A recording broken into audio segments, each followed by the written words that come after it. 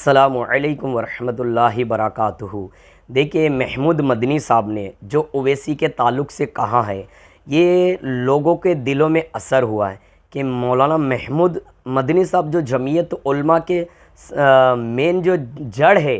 और जड़ के ज़बान से जो है इस तरीके से ओवैसी के ताल्लुक़ से, उनके पार्टी के ताल्लुक़ से, उनके लेक्चर के ताल्लुक़ से इस तरीके से घटिया बयानात देना, जिसकी वजह से जमीयत में जो काम करने वाले हैं, जो जमीयत से जुड़े हुए, इन लोगों ने भी इस्तीफ़ा दे दिया है। और इस्तीफ़ा ये कहकर दिया है कि जिसके वजह से जमीयत के जो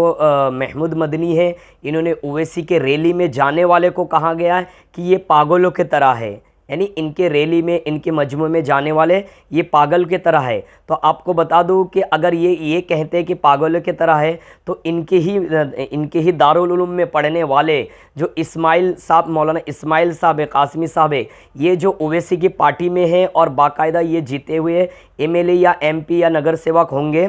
तो इन्होंने भी इनकी जो है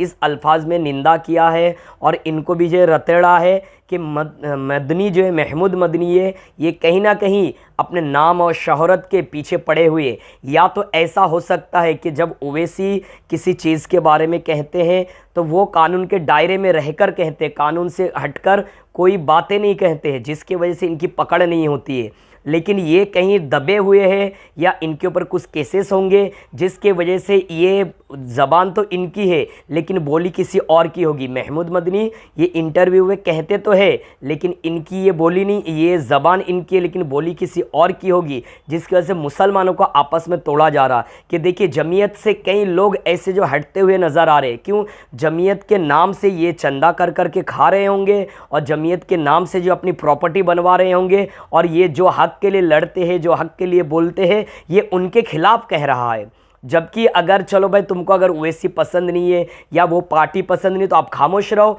लेकिन आप एक मुसलमान जो एक तो नमाजी भी है, दीनदार भी है, और मुसलमानों के हक़ में हर वक्त वो कहते हुए नज़र आता है, लेकिन उसी वक्त जो महमूद मदनी का ये बयान देना कि ओवैसी के पार्टी में जो है, ओवैसी की स्पीच के बारे में जो बुरा कहना, और ओवैसी के पार्टी में यानी उनके साथ जो जाते हैं उनको पागल से तशबीह देना, तो मेरे को तो ऐसा लगता है कि ये जो है महमूद मदनी है, कहीं लालच में पड़ा हुआ या बंदा कहीं अटका हुआ है। तो बोले अब किसी की सपोर्ट तो ज़रूरत है, तो पॉलिटिक्स की सपोर्ट लेनी चाहिए, तो इसकी अटका हुआ जो है ये छूट जाए किसी तरीके से। ये मुनाफिकत कर रहा है कि मेरा नाम भी हो जाए, मेरा काम भी हो जाए, कि ओवैसी को दो चार बोल देंगे, सुना देंगे, तो सोशल मीडिया में मेरा नाम हो जाएगा। आप लोग कमेंट ज़रूर कीजिए कि महमूद मदनी ने जो कहा वो सही है क्या गलत है, ज़रूर बताइएगा। अस्सलाम वालेकुम वरहमतुल्लाह।